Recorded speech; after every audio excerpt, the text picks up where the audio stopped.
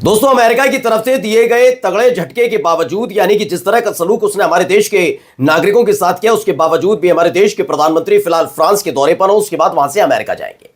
वहां जो कुछ बोल रहे थे उसको कवर हमारे देश की मीडिया ने भी किया, लेकिन बताया जाएगा उतना ही जितना सुनने में पसंद लगे, यानी हमारे आका को खुश, उनके आकाओं को खुश कर सके, हमारे देश के प्रधानमंत्री को, बीजेपी को खुश कर सके, हमारी सरकार को खुश कर सके, वही खबर आप तक पहुंचाएंगी इस देश की मीडिया।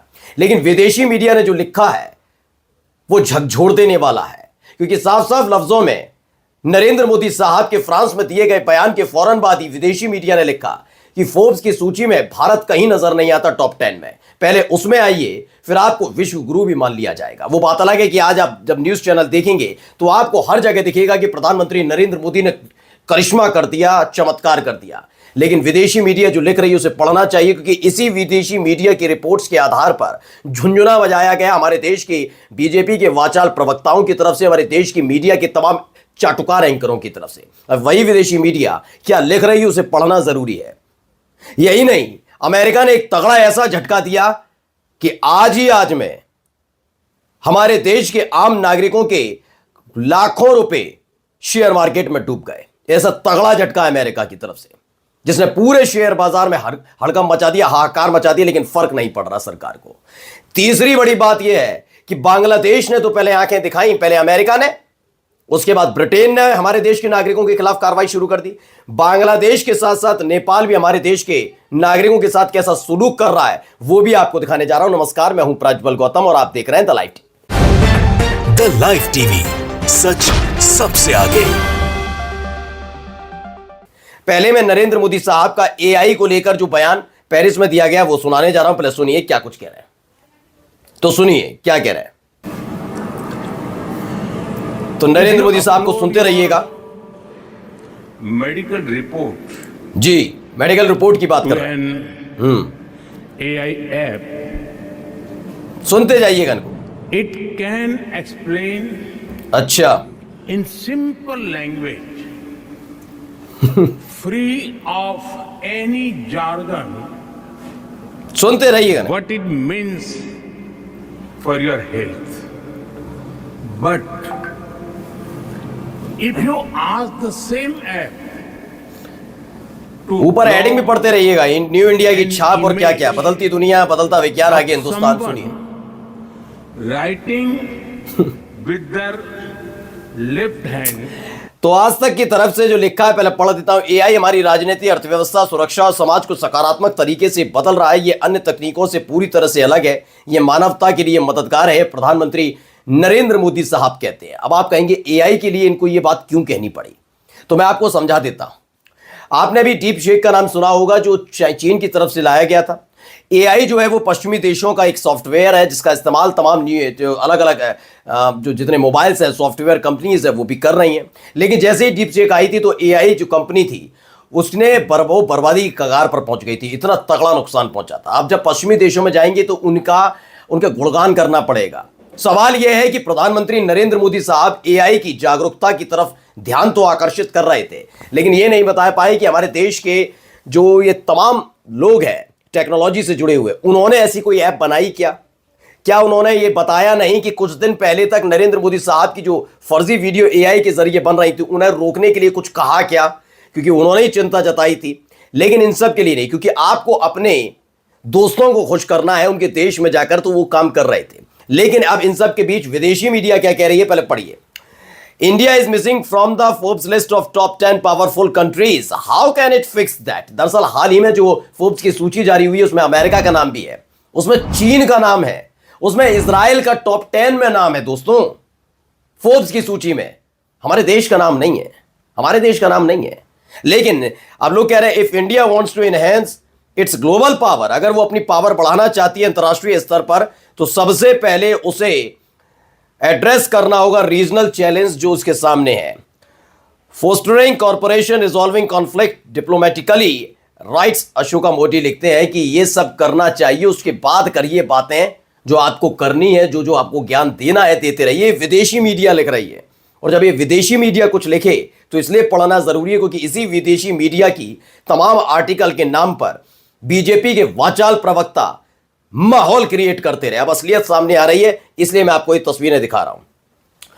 अब जब प्रधानमंत्री नरेंद्र मोदी जाएंगे कहां? अमेरिका, जबकि हमारे देश के नागरिकों के साथ बदसलूकी हुई, उसके बावजूद उनके कदम नहीं रुके, लेकिन वो जा रहे हैं। चाहिए, आपकी मर्जी है, लेकिन एक प्रधानमंत्री के तौर पर यह हरगिज स्वीकार नहीं किया जा सकता कि हमारे देश के नागरिक जिन्होंने आपको वोट दिया, आपको प्रधानमंत्री बनाया, उनके साथ बदसलूकी। और उसके बाद ये मैं तो देखना चाहूंगा कि डोनाल्ड ट्रंप से वो सॉरी कहलवा दे, मैं मान जाऊंगा।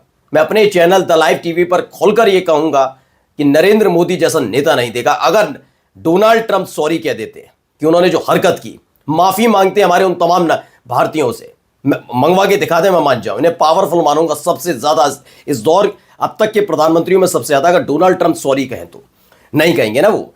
अब दैनिक भास्कर की खबर आई। दैनिक भास्कर ने क्या लिखा? ट्रंप ने स्टील और एल्युमिनियम के आयात पर 25% तक टैरिफ थोपा है, अरबों का नुकसान हुआ। कुल अमेरिकी निर्यात में इनका हिस्सा 6.5% है, 6.5%।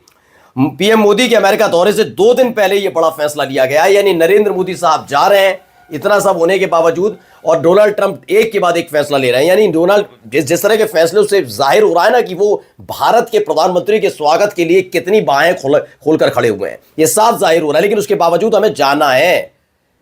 इसे देखिए, जो आदमी आप किसी के घर पर जा रहे हैं मिलने, वो आपके घर वालों के बारे में कुछ उल्टा सीधा करता है, बदतमीजी करता है आपके घर वालों से, तब आप जाएंगे? नहीं जाएंगे।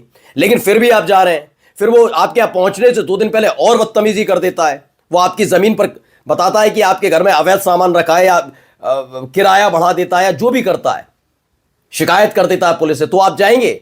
लेकिन प्रधानमंत्री जाएंगे। अमेरिका यही कर रहा है, फिर भी वो जाएंगे जरूर। चलिए अगली खबर देखिए। डॉक्टर मुकेश कुमार लिखते हैं, अमेरिका के बाद अब ब्रिटेन में भी प्रवासियों को वापस भेजने का अभियान जोर पकड़ने लगा है।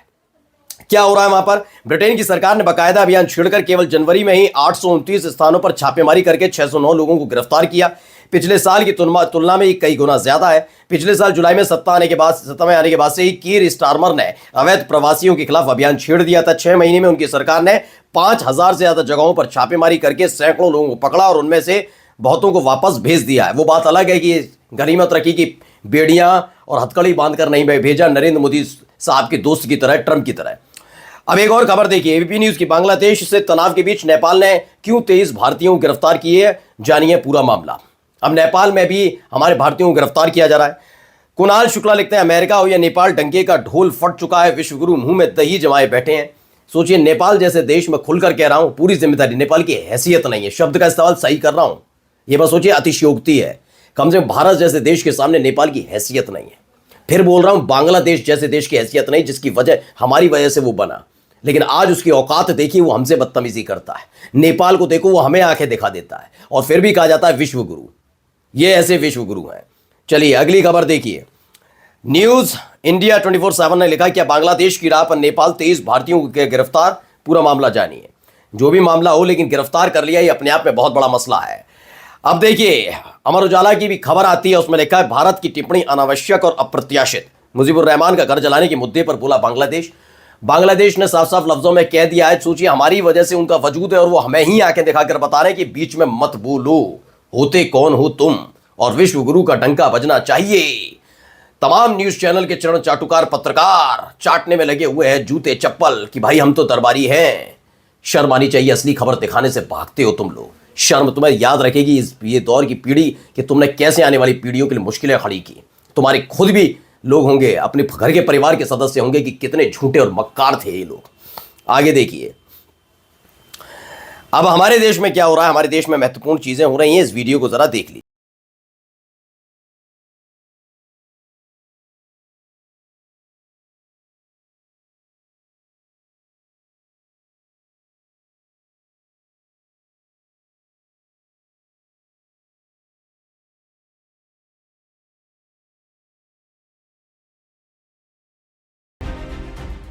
तो एक यात्रा निकल रही है मुस्लिम बुजुर्ग के साथ, क्या किया जा रहा है आपने देख लिया था। मुस्लिम की खबर है, इस्लामोफोबिया अपने चरम पर है। धार्मिक यात्रा के दौरान मुस्लिम बुजुर्ग को परेशान किया गया, ये तस्वीर भी निकलकर सामने आई। हमारे देश में ये सब चलता है, यही होता है।